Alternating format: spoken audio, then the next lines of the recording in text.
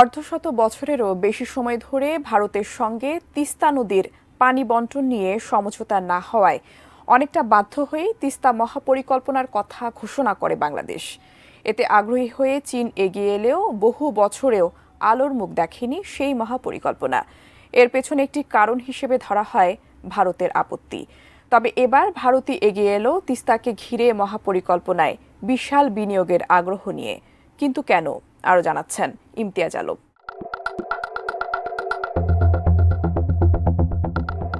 প্রায় ২৪০ বছরের পুরনো নদী তিস্তা, এর সঙ্গে রয়েছে উত্তরের ২৫টি নদীর প্রবাহ।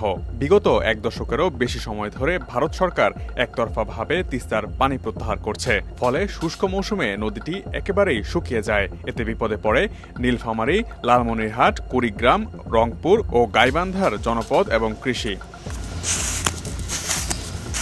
সংশ্লিষ্টরা বলছেন, তিস্তা মহাপরিকল্পনা বাস্তবায়ন করা গেলে তিস্তার পার হয়ে উঠবে পূর্ব চীনের জিয়াংশু প্রদেশের সুকিয়ান সিটির মতো একটি সুন্দর নগরী। চীনের প্রস্তাবিত এই তিস্তা প্রকল্প বাস্তবায়ন হলে বদলে যাবে উত্তরাঞ্চলের ৫ জেলার মানুষের ভাগ্যের চাকা। প্রকল্পটি বাস্তবায়ন করতে হলে ভারত থেকে বাংলাদেশকে অতিরিক্ত পানির আর প্রয়োজন পড়বে না।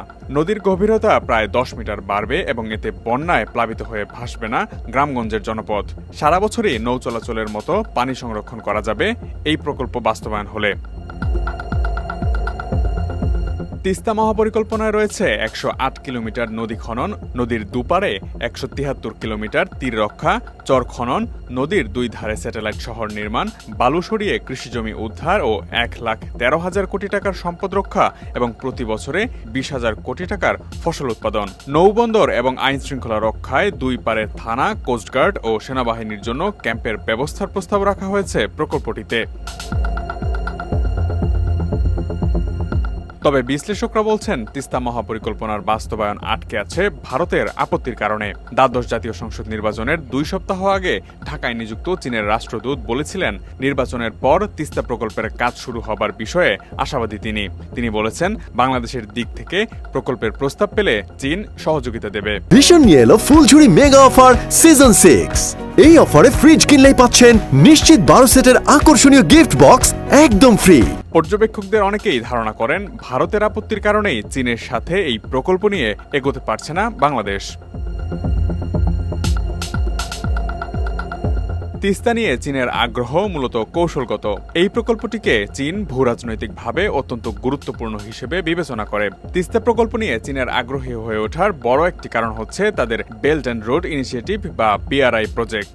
আর ভারত এই প্রজেক্টটিকে ঝুঁকি হিসেবে মনে করে এই ভেবে যে চীন হয়তো BRI এর মাধ্যমে ভারতকে চারদিক থেকে ঘিরে ফেলবে। আপত্তির পর এবার অন্যভাবে দৃশ্যপটে হাজির ভারত। তবে দৃশ্যপটে ভারতের উপস্থিতি আচমকা নয়, অনেকদিন ধরেই তার আভাস পাওয়া যাচ্ছিল।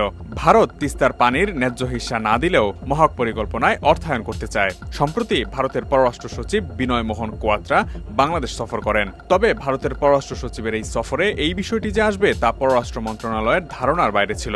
তিস্তায় আপনারা জানেন যে আমরা একটি বৃহৎ প্রকল্প নিয়েছি, তো ইন্ডিয়া সেখানে ফিন্যান্স করতে চায়। তা আমি যেটা বলেছি সেটি হচ্ছে, এই তিস্তা যে প্রকল্পটি বাস্তবায়ন করা হবে সেটি আমাদের নিড অনুযায়ী হতে হবে। কোয়াত্রার সফরে প্রধানমন্ত্রী শেখ হাসিনাকে ভারতে আমন্ত্রণ জানানোই ছিল মুখ্য বিষয়। এখানে দ্বিপক্ষীয় বিষয় নিয়ে আলোচনার সুযোগ ছিল কম। পররাষ্ট্র সচিবের সঙ্গে এ বিষয়ে আলোচনা না এনে সরাসরি পররাষ্ট্রমন্ত্রীর কাছেই ব্যক্ত করেছেন অর্থায়নের আগ্রহের বিষয়টি। তবে সেখানেও কোন ফর্মে কতটা অর্থায়ন করবে নয়াদিল্লি তা নিয়ে সুনির্দিষ্ট কোনো আলোচনা করেননি বিনয় মোহন কোয়াত্রা। বাংলাদেশও এ নিয়ে কোনো ধরনের সিদ্ধান্ত নেয়নি। বাংলাদেশ সরকার বলছে, তিস্তা অববাহিকার মানুষের জীবন জীবিকার তাগিদে মহাপরিকল্পনাটিকে এগিয়ে নিতে বদ্ধপরিকর বাংলাদেশ। এ নিয়ে ঘনিষ্ঠ প্রতিবেশী ভারত বা উন্নয়ন সহযোগী চীনের নিজস্ব ভাবনা থাকতে পারে। এক বন্ধু রাষ্ট্রের বিরুদ্ধে অন্য বন্ধু রাষ্ট্রকে সক্রিয় করার কোনো হীন চেষ্টা যে বাংলাদেশের নেই তা দুদেশের কাছেই পরিষ্কার করা হয়েছে। Imtiaz Alam, desk report, ATN news.